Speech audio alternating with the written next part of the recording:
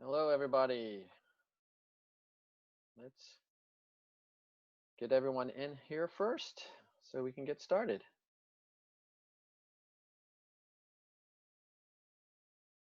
If I can find my co-host.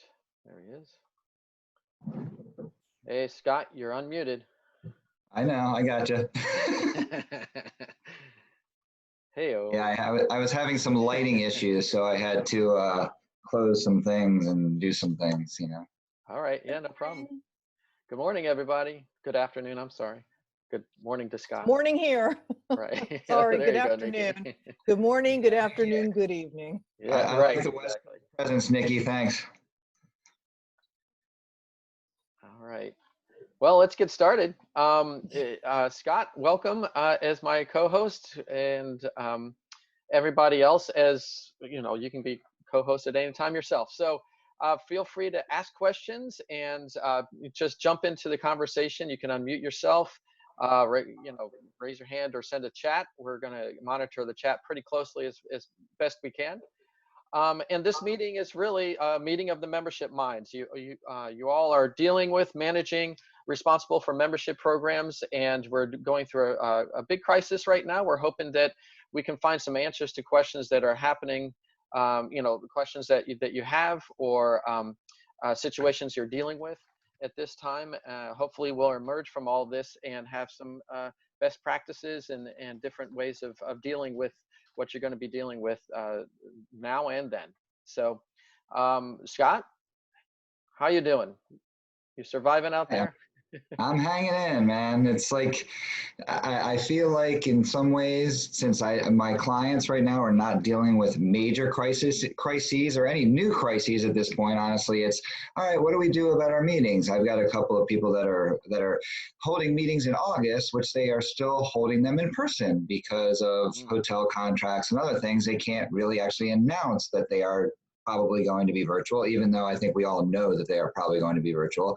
that's right. So the good news is it's not real crisis on that end, but therefore it makes it sort of seem like there's a lot of days that are very similar. It's like I think that one of the things that we're all challenged with as people and as membership people, and our members are probably experiencing this too, is where is the different every day? Where is the excitement every day? It's like you can't go out and experience a dinner. You can't go out and experience a concert. You can't. And so I know that's impacting me, and so it's got to be impacting our members as well. So I think that goes to, if you want to direct the right to membership, it goes to what are we doing to help our members?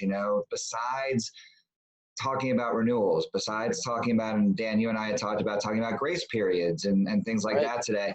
But I think there's potentially a whole different level to this, which is how are we connecting and how are we helping them I jokingly say stay sane in times like right now because we could all go crazy sitting here because it sort of is rinse and repeat, rinse and repeat, rinse and repeat.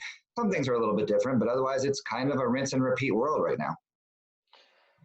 Right. Well, membership people are used to rinse and repeat. As membership cycles come and go, it's the same type of activities, monthly, yearly, all that type of thing. It's more about I think a lot of what you talk about is engagement and the membership experience and how have things changed or what do we need to help them get through their current experience from a professional standpoint or personal standpoint even. I guess we're not, um, you know, what was Nikki mentioned last time? We don't need to tell people how to wash their hands, I guess, because that's something that they already get from everywhere else. But what can we be doing that's relevant to their needs in all of this, and make sure that they feel progress. Just like you said, it feels like you're here we're doing Groundhog Day every day. What can we do to make sure they realize that there's something more out there? And maybe some of the folks on the line will can unmute or raise their hand or let us know that you want to kind of chime in on that. Yeah, I'd love to hear more about what people are up to because I do think that from what I'm hearing, we're kind of past crisis mode right now, but it really is, how do we keep them engaged? What is the next thing, right? Like, what do we do? We're definitely not, and I hate to say it this way, but we're not back to normal. We're not even close.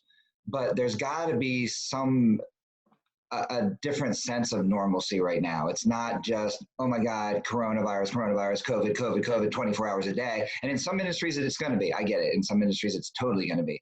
Yeah. But for most of us, that's not really where we are. And what is that next step? We've all got to keep our COVID-19 resource pages updated. We've got to keep showing people that we have those resources. But what's next? How do we move forward without just, I'm kind of brain dead at this point with webinars and Zoom conversations and COVID-19 resources. I know I got to stay on top of them, but I'm done being mentally able to enjoy taking 8 webinars a day, which is what honestly I felt like I was doing for a period of time, because there's so many of them. Right. And if I'm burnt out, I'm assuming that means other people are getting burnt out too. So what's next? How about that, Nikki? What's next? So thanks. For those of you who don't know me, which is probably just about everybody, I'm Nikki Mendez in California. I work for a county medical association. So right now our doctors are either really busy or sitting around. Couple in between. Couple are starting with the telemedicine and seeing some patients as urgent, but we are still not doing any kind of big intrusions. In fact, in California here, we're still shelter in place until the end of the month. One of the things, a couple things that we're doing, the staff still meets weekly or ad hoc through Zoom. And during our weekly meeting yesterday, a couple things were brought up. One of them is, I don't know if anybody follows the the Steak-umm Twitter feed. Okay. Nicole's following it. Okay. So what they do, and my marketing director swears they have philosopher doing their tweets, is they are just tweeting stuff that has nothing to do with Steak-umm. Maybe once in a while it will, but for the most part, just really things to kind of make people think or humor. And so we're not taking quite that approach. So what we're doing is we're going to look at it and do things from a wellness perspective. We think that our state medical association has a peer-to-peer counseling section that our doctors and healthcare workers can fill out a form and get paired with someone who's been trained in order to help them with stress. Not everybody's going to take advantage of it because there's still kind of a stigma attached to physicians about airing out their problems. So we want to make sure that they have information about different choices, whether it's something that's inspirational, maybe it's a free webinar, maybe it's something from the Greater Good in Berkeley, or it's something from the National Academy of Medicine. They do a lot of different types of webinars that are free, and they do have a clinician well-being section that they focus, and they have been focusing on for a long time, but now it's really toward COVID.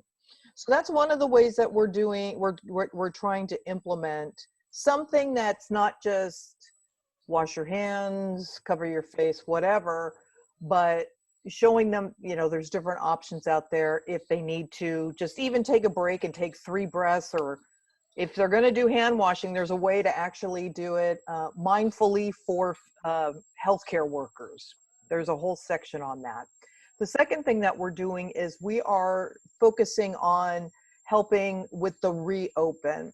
And one of the things that I found online was a really good video that was made by a dentist for other dentists' office. It's a 16-minute YouTube video, and it goes over what you can expect or what you should do in terms of protocol with regard to seeing patients again.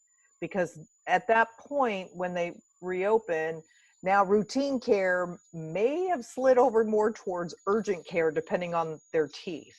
So it's things like how they're going to clean the money and the insurance cards and the credit cards, how they're going to meet you at, meet your patient at the door, give them any forms they need to fill out, have them wait in the parking lot, call them when they're ready. I mean, really from kind of like soup to nuts. So, And I thought that was really good. I want to incorporate that into an article that I'm trying to write, although I'm a terrible writer and my team already knows that, but at least I've done enough research to string a few ideas together to say, you know, here's what you can do. And here's a video that shows what dentists are doing.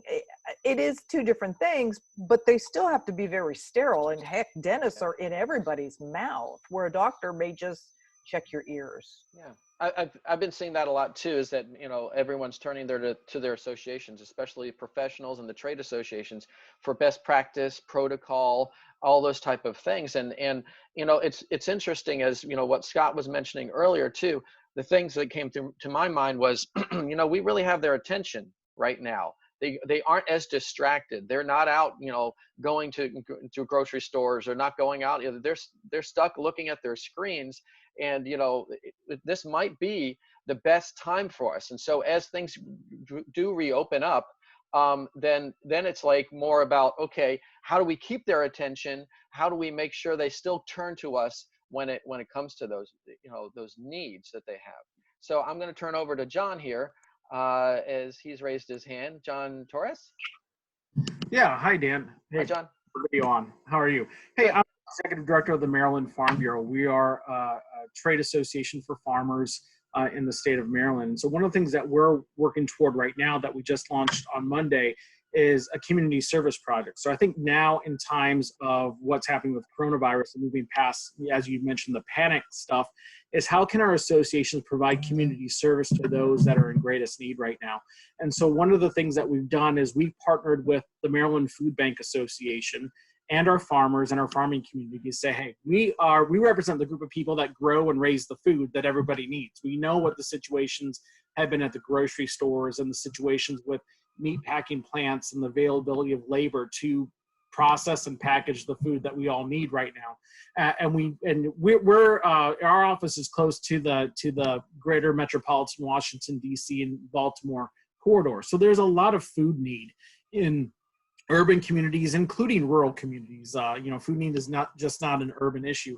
So what we've done is created a partnership with the Maryland Food Banks and engaged we've got local associations. So we got 23 counties in the state of Maryland. Each county has an organized independent county farm bureau, in which we're asking our local farmers that are members of our local organizations to partner with their local food banks through the Maryland Food Bank Association and engage in money, fundraising, and food donations to those local food banks. And so now we're creating an opportunity for our members to provide community service to others in time of need. We're not asking them to buy products, to join a webinar, to do all those things. We're leveraging the power of the association to provide service to others in a time where there's a need that needs to be met. And so that's how we're engaging folks right now.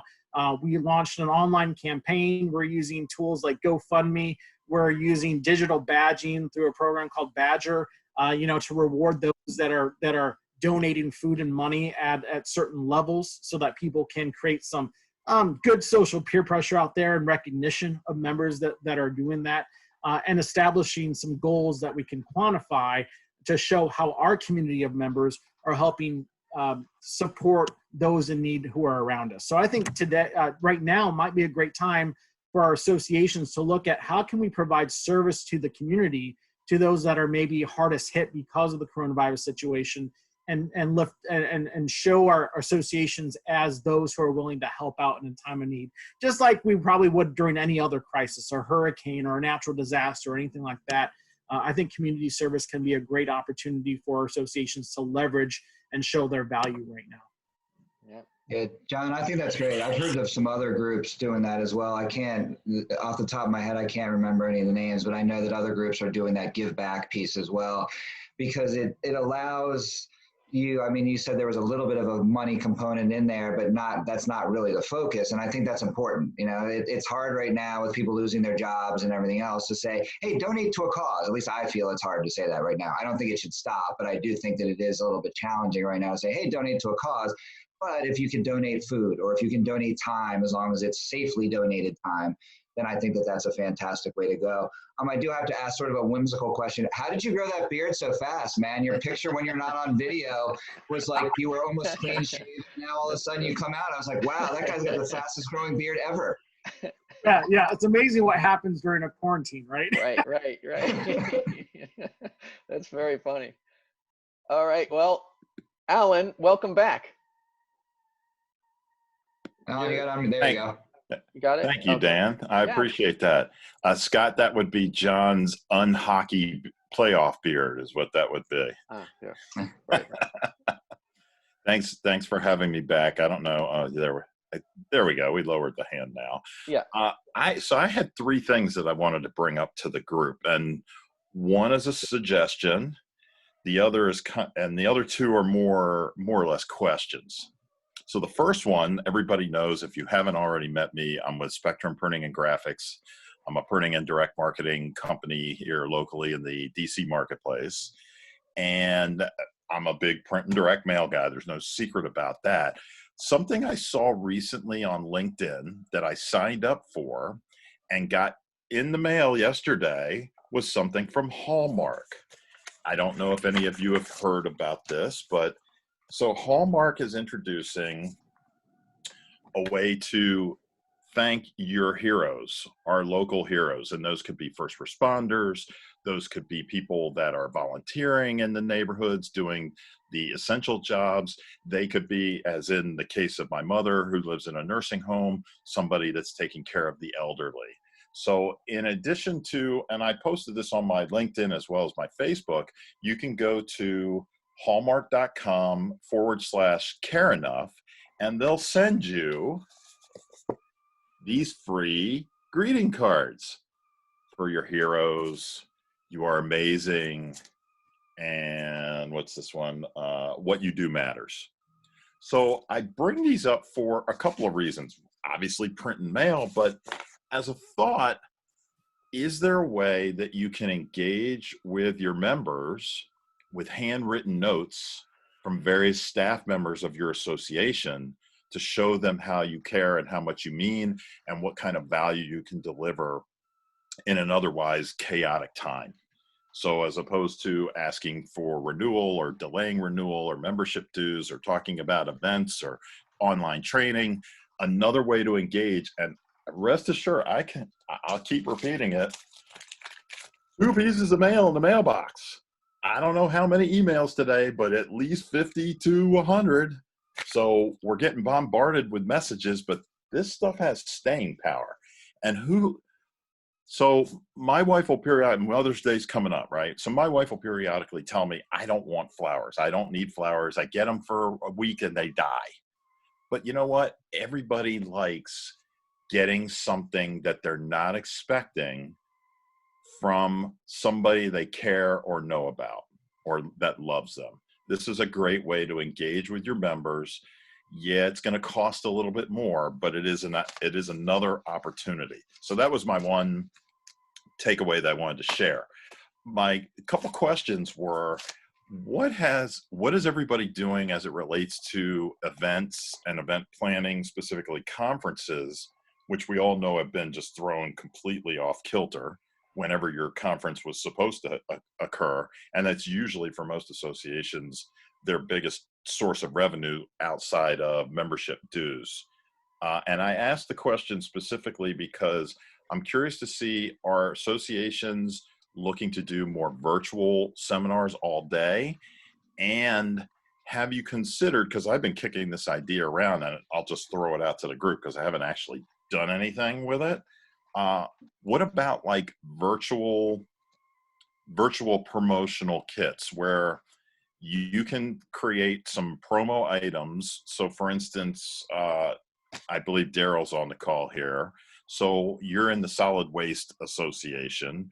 Would you send out for a virtual conference that you're going to hold in Dallas, or I think you have one in Phoenix, or you going to, where you have a recycling bag, you have some other promotional items that are related to your industry, and have your conference like we are right now for like a 1 day, but you send this care package of these items that they would normally get if they were going to a convention. I believe I spoke with somebody, Daryl from your organization, and Andrea, and she was talking that you guys were going to do like a hot sauce or a barbecue or something. Would you put that barbecue rub or barbecue sauce into this recycling bag or other things that are related to your industry? So that's just a thought to spur marketing. And, you know, is it another way where you can create maybe some revenue in a virtual way without losing total focus of what's going on because of our current situation? And lastly is, as we move forward and coming out of this, have you your organizations consider both internally as well as for your members what you're going to need to remind people about social distancing? So for instance, signage, floor decals. You see floor decals all over the place in the grocery store now. Would you need those? Is that something that you would have considered putting into the workplace or mention to your members who might need that kind of stuff? And with that, I'll turn it back over to you. All right, Daryl, Thank you before for the you time. answer, I'm gonna interrupt real quick. Since we're Alan asks a lot of good questions that I know have been circulating in the industry, especially the association world, everywhere kind of at this point, and I don't think there's a perfect answer. So if you have answers to Alan's questions, please put them in the chat, because what we want to do is focus more on the membership, like literally the membership side of things right now. And we can answer Alan's questions because it's important to all of us for about 2 hours, and we do have limited time. So Daryl, I saw you unmuted. If you have answers to Alan's questions, please put them in the chat, and let's go at it that way. But let's continue on the membership thread right now, and see if anybody has any other comments in the membership world. And Daryl, if you do, go ahead. If you're going to answer the meeting question, I ask you to stick it in the chat. Sure, will do. All right, cool. So anybody else, anything going on in the membership world? We were sort of talking about next steps and where people are going and how we're maintaining engagement. Is anybody still dealing with kind of the logistical side? Is anybody still having the conversations about, should we have grace periods? Should we increase our grace periods? Should we be doing stuff that we normally do, or have we gotten past that yet? Anybody focusing on those areas right now?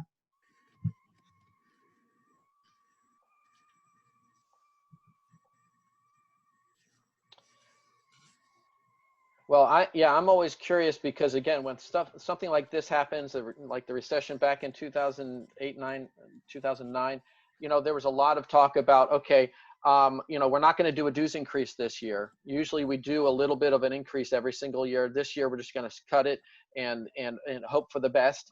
And then the grace periods, it's more about extending it, kind of like what ASAE did as far as just, you know, giving everyone an extension. You know, those things definitely help. I think a lot of what I'm seeing and hearing, and at least what I've been experienced too, is that, you know, they're coming to us because they're in need. You know, again, I always liken this as, you know, the association is like insurance. You know, they pay their dues and maybe they're not all that engaged or, you know, involved in it. But when something like this happens, they turn to us and say, hey, we desperately need your help. What are you going to do for us? You know. And, you know, now that their premiums pay off, they get a payoff there. So, you know, I'm wondering if others are feeling the same way and, you know, are worried just like me as to that's going to wear off once the economy opens back up, and they are going to look to cut their costs. And, you know, I'm hoping that doesn't end up being, you know, us and the dues. Yeah, well, Dan, I like how that you said it's insurance, because that's something that we say a lot at SWANA, that being a member is really insurance. So, you know, it's providing that information at times like this. So giving that extra information. As far as what we're doing, you know, I could tell you that April was a rough month for us. Our renewals aren't in because most of our members aren't probably in their offices. So, you know, we moved our renewals to email, where before it was a combination of mail and postal. But the problem is, you know, they might not be getting that stuff in, the invoices into their finance offices. So, you know, we did take a hit in April. Our fiscal year begins July 1st. We are not increasing our membership dues. One of the things that we have done is we do a 3-month grace. We increased our grace 1 month for the members that we're going to drop in March, and also the members that we're dropping in April. See what happens in May. I do have actually someone on my staff's going into the office tomorrow, and we are going to go back and do print renewals.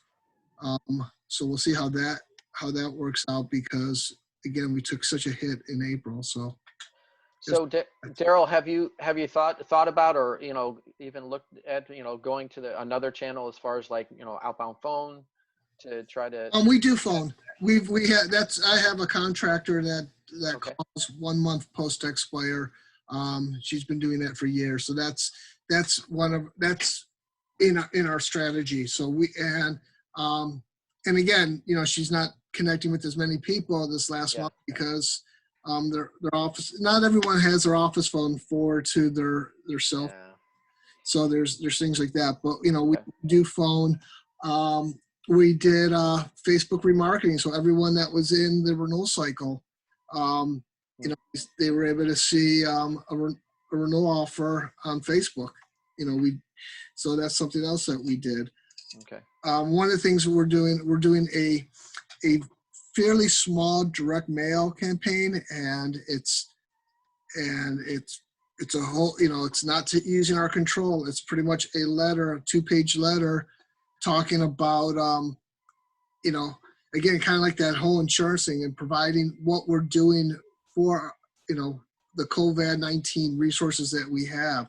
So, and that's only going to really house lists that we have. So we have, a limited number of addresses that we know are home addresses. We're new ads that we've added to our database, and then expires over the last year. So it's a modest mailing compared to what we usually do, but we're going to drop that just because, just based on projections, it will pay for itself just on revenue. The ROI will pay for itself. So that's something that we're going to be dropping in the next week or two. Okay. Well, best of luck, and Thanks. hopefully we so everyone knows, we are going to be cutting it off right around the 1 o'clock time. We can't really go beyond the 30 minutes, but we do have another one coming up on the 19th of May, same time, same channel, 12:30 on Tuesday, May 19th. So put it on your calendars. We'll send you out a notice as well. And if you have another question, please bring it up, and so we can kind of put it into the chat. We'll do some after responses if we need to. And what else do you want what else do you want help with?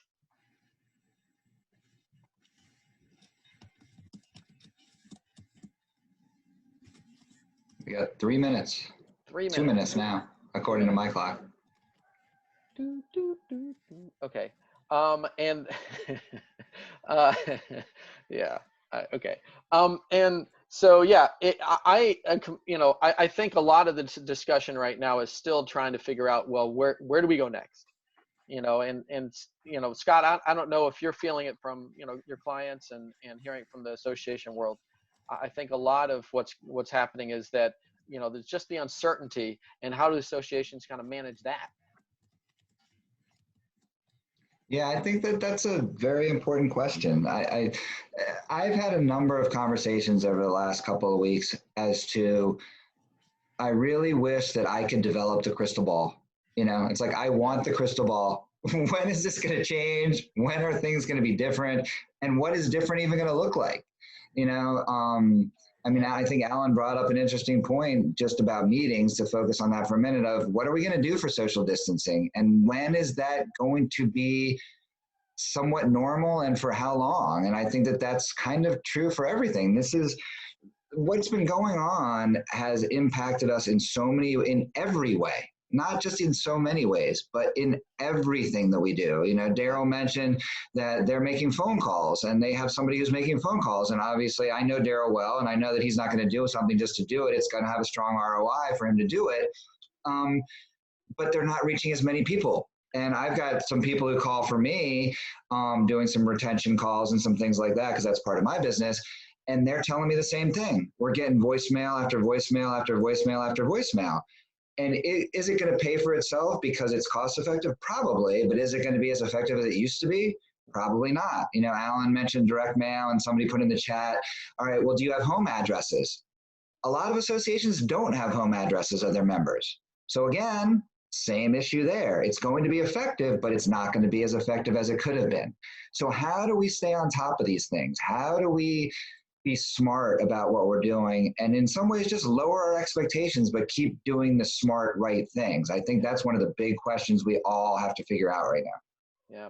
Yeah. And I think a lot of, you know, even Nikki kind of mentioned this too, is that, you know, if you know, a lot more stuff is happening like on Twitter and those social media, you know, where are your members? Where is their attention? You can direct message them through Twitter. You can direct message them through LinkedIn and, you know, Facebook and all these places. Maybe, you know, there's a way for you to connect individually. You know, it might be a lot of work, but at least, you know, you find that connection and say, look, we've been sending you renewals. We certainly don't want you to feel like you're not informed. So please,